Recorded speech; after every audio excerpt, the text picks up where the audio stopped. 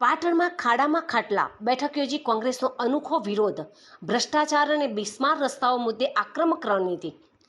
પાટણ શહેરમાં ભાજપ શાસિત નગરપાલિકાના કથિત ભ્રષ્ટાચાર અને સામાન્ય વરસાદમાં ઠેર ઠેર પડેલા ખાડાઓના સામ્રાજ્ય સામે પાટણ જિલ્લા અને શહેર કોંગ્રેસે આજે જોગીવાડા ખાતે ખાડામાં ખાટલા બેઠક યોજી અનોખો વિરોધ પ્રદર્શન કર્યું હતું। કોંગ્રેસે નગરપાલિકા સત્વરે જાગૃત થાય અને ખાડાઓનું તાત્કાલિક પુરાણ કરાવે તેવી માંગણી કરી હતી।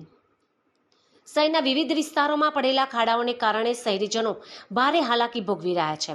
આ મુદ્દે કોંગ્રેસે ગંભીરતા દાખવી વિરોધનું આ અનોખું આયોજન કર્યું હતું। વિરોધ પ્રદર્શન દરમિયાન ખાડાઓમાં ભાજપના ઝંડા ઊંધા લટકાવીને પણ નારાજગી વ્યક્ત કરવામાં આવી હતી। કોંગ્રેસના કાર્યકરો દ્વારા હાય રે ભ્રષ્ટાચાર હાય હાય તેમજ હાય રે ભાજપ હાય હાય, હાય રે પાલિકા હાય હાય અને હાય રે ચીફ ઓફિસર હાય હાય જેવા સૂત્રોચ્ચાર કરવામાં આવ્યા હતા। કોંગ્રેસે સ્પષ્ટપણે જણાવ્યું હતું કે જ્યાં સુધી શહેરના રસ્તાઓને સુધારવામાં નહીં આવે ત્યાં સુધી તેમનો વિરોધ ચાલુ રહેશે। જિલ્લા કોંગ્રેસ પ્રમુખ ગેમરભાઈ દેસાઈએ આક્ષેપ કર્યો હતો કે ભાજપે ભ્રષ્ટાચાર કરી ખાડા નગરી ઉજાગર કરી છે। તેમણે જણાવ્યું કે ભાજપ એવું કહે છે કે ખાટલા બેઠક, તો આ તમારા ખાડામાં જ ખાટલા બેઠક કરી અનોખો વિરોધ કર્યો છે। તેમણે ચૂમકી ઉચ્ચારી હતી કે આગામી સમયમાં જો ખાડા નહીં પુરાય તો કોંગ્રેસ દ્વારા પાલિકામાં તાળાબંધી કરી વિરોધ કરી આ ખાડા પુરાવશું। શહેર કોંગ્રેસ પ્રમુખ દીપક પટેલે જણાવ્યું હતું કે હજુ 2 ઇંચ જેટલો જ વરસાદ પણ પડ્યો નથી અને શહેરમાં ઠેર ઠેર ખાડાઓ પડી ગયા છે, તો બીજી બાજુ ગંદકીનું સામ્રાજ્ય પણ જોવા મળી રહ્યું છે, જેના કારણે મચ્છરોનો ઉપદ્રવ વધ્યો છે, જેના કારણે મચ્છરજન્ય રોગચાળો થવાની સંભાવના પણ સેવાઈ રહી છે।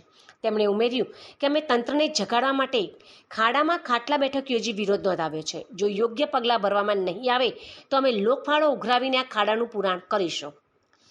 ભરત ભાટિયાએ જણાવ્યું હતું કે આજે અમે ભાજપના ભ્રષ્ટાચારથી પડેલા ખાડાની ઉપર ખાટલા બેઠક કરી છે। આગામી સમયમાં ગાંધી ચિંધ્યા માર્ગે આંદોલન કરીશું અને જો નહીં થાય તો જરૂર પડે પાલિકાનો ઘેરાવો પણ કરવાની ચીમકી ઉચ્ચારી હતી। આ પ્રસંગે જિલ્લા કોંગ્રેસ પ્રમુખ ગેમરભાઈ દેસાઈ, શહેર પ્રમુખ દીપક પટેલ તેમજ પાટણ શહેર કોંગ્રેસ માઇનોરિટીના ચેરમેન યાસુના સુમરા ભુરાભાઈ સૈયદ સહિત કોંગ્રેસના આગેવાનો અને કાર્યકરો મોટી સંખ્યામાં હાજર રહ્યા હતા। તો કોંગ્રેસના આક્રમક વિરોધને પગલે પાટણ નગરપાલિકા દ્વારા ખાડાઓ પુરાવા અને શહેરમાં સ્વચ્છતા જાળવવા માટે કેવા પગલાં લેવાય છે તે તો જોવું જ રહ્યું। આજે અનોખો વિરોધ એટલા માટે કરવામાં આવ્યો છે કે પાટણ એ ઐતિહાસિક નગરી છે। ઐતિહાસિક નગરીને આ ભાજપ શાસિત નગરપાલિકાએ ખાડાની નગરી બનાવી દીધી છે। એટલે અમે જિલ્લા કોંગ્રેસ અને શહેર કોંગ્રેસ દ્વારા અમે આ એક અનોખો કાર્યક્રમ રાખેલો છે।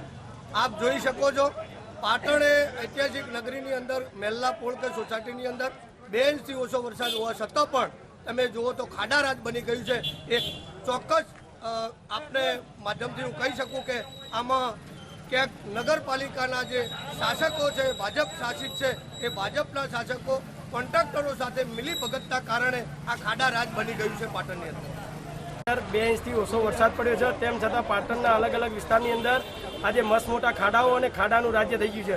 સમાચાર પત્ર હોય, સમાચાર માધ્યમ હોય કે સોશિયલ મીડિયા હોય, એની અંદર પાટણને ખાડા નગરી તરીકે પ્રસ્થાપિત કરી છે। ત્યારે આ ભારતીય જનતા પાર્ટીની નગરપાલિકામાં શાસન છે, ત્યારે અમે આ ભારતીય જનતા પાર્ટીને જે ઊંઘી રહી છે એને જગાડવા માટે આજે ખાડામાં ખાટલા બેઠકનો કાર્યક્રમ કરી અને ભારતીય જનતા પાર્ટીની નગરપાલિકાને જગાડવાનો એક પ્રયત્ન કરે છે।